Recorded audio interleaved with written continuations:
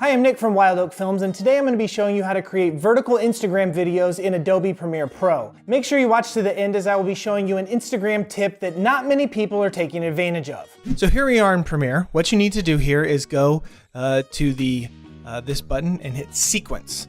Now, you have your regular footage and then go into Settings. Okay? And the thing that you change from 1920 to 1080, this gives your aspect ratio and all this. You need to change this to 864. All right, 864. And then as you can see, that gives you a 4:5 vertical video.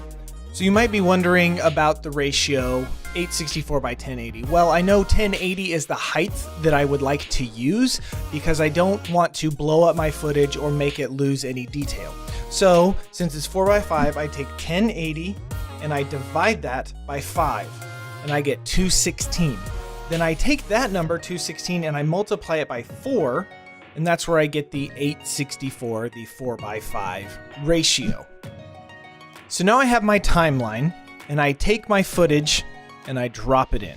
It's going to ask me to change the settings. I'm just going to keep them how they are. All right, now one thing that I like to do is slow down my footage a lot. I like using slow motion footage. I think it adds something, especially on the vertical Instagram feed. So now what I want to do is I want to select my start point, and I know that I want to start it right about here. And I know I want to slow it down, so speed and duration. There we go, slow down right about there. And then I know that I need to position it where I want it to be. If it's over here, then you take the axis here and you just move it to the side a little bit. And this is probably the frustrating thing about doing vertical video is just making sure that what you have in there fits in your frame. If you want to add something like warp stabilizer, you're gonna have to nest it, because if you just add it to it, it's going to give you this warning that the clip and the dimensions are not the same. So I always nest it. What you do? Then you add warp stabilizer here.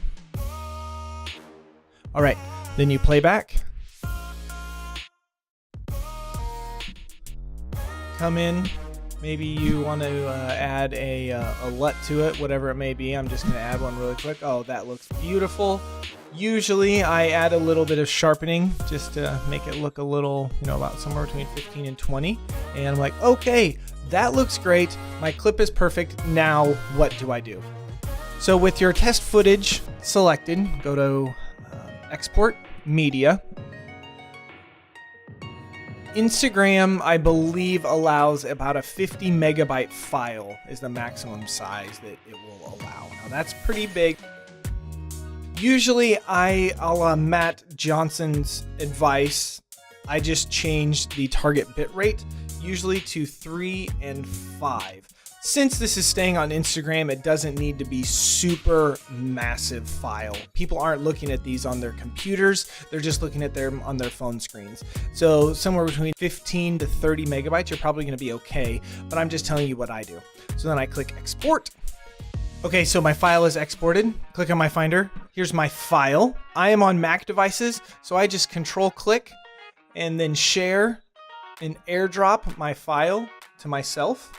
It's a nice picture of me taken like 6 years ago or 7 years ago. And then I send it to myself, and now it is on my phone. Open up Instagram. I make sure that you hit this button in the corner.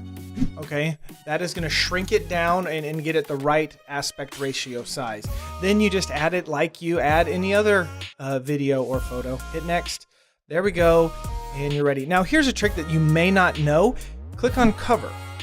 Some people didn't know this, but you can move this around if you click on cover, so then that sets the thumbnail. One of the worst things you can do, like if you fade in from white or fade in from black, is leave your thumbnail on your photo as black or white or whatever. It's nothing. Make sure that your cover picture is something that is going to draw people's attention to. So if they're actually going through your profile, actually going through your feed, they'll be more likely to click on it. So that's how you make vertical Instagram videos in Adobe Premiere Pro.